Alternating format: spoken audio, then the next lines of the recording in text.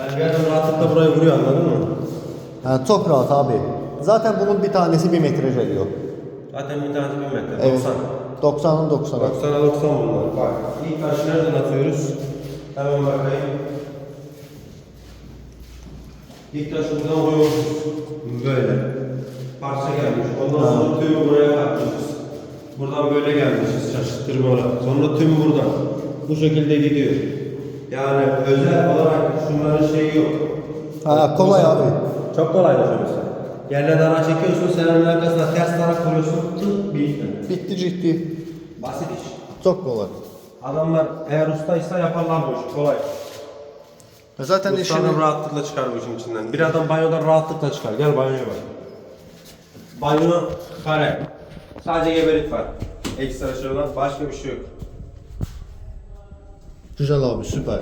Budur baba. İş basit. İşimiz basit. İş çok basit.